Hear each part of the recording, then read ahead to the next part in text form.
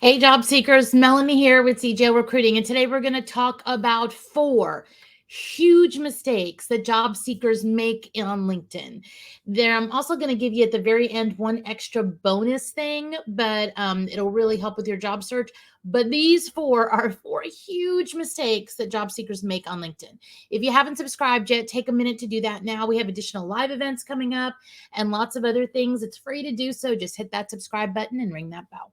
Okay, let's talk about number 1. And remember, I've been doing this for 30 years. I am recruiting, looking for great people like you every single day. And number 1 is no contact data on your LinkedIn profile. Now, LinkedIn has lots of privacy options, and it'll give the opportunity to hide who you show your contact data to. But there's lots of people that I even pull up in LinkedIn Recruiter, and there's no contact data there. That means the only way that I can get in touch with you is by sending you an email. Don't do that.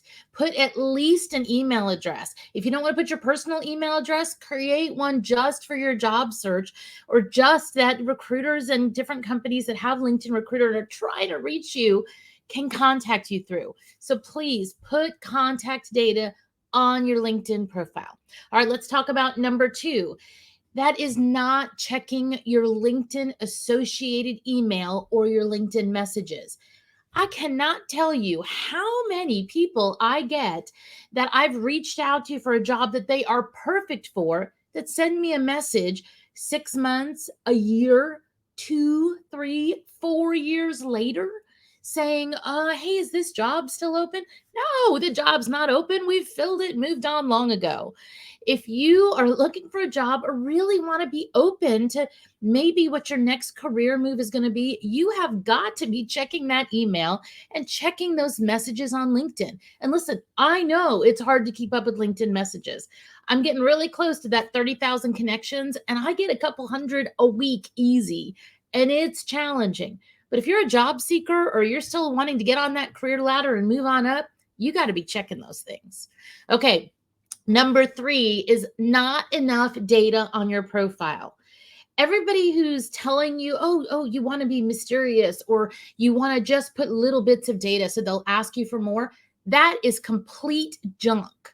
There is a billion profiles on LinkedIn. The only way other recruiters and companies can find you is through the searches. That is the only way. And how do I find you in the searches?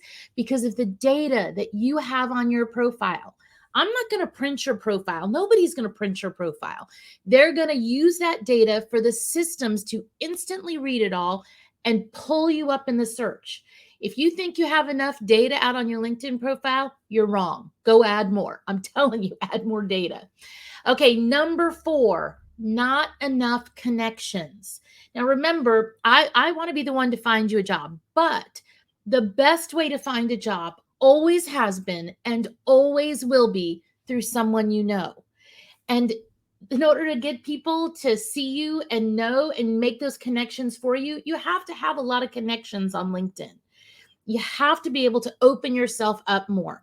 Now, you can have up to 30,000, and it's not that you have to connect. If you don't want to connect with everybody in the world, fine. But I will tell you, the more connections you have, the more you come up in all of the searches as an unlocked profile.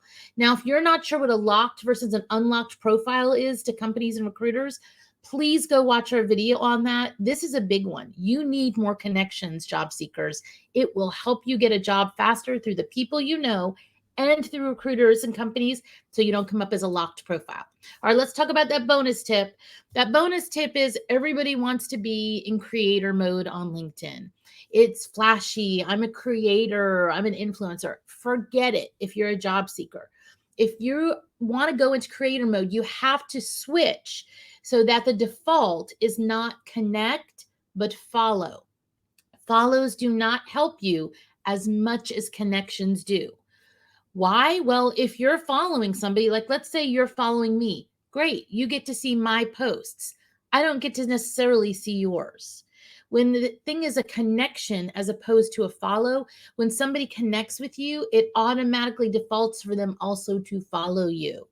And that is when I'm going to see your posts. So when you're out there saying, hey, I really need a job, If you're connected with me, there's a better chance I am seeing that post. If I'm not following, not connected, I'm never going to see it. All right, job seekers, stay tuned for more great tips to help you find that job faster. As always, thanks for watching, and I'll see you next time.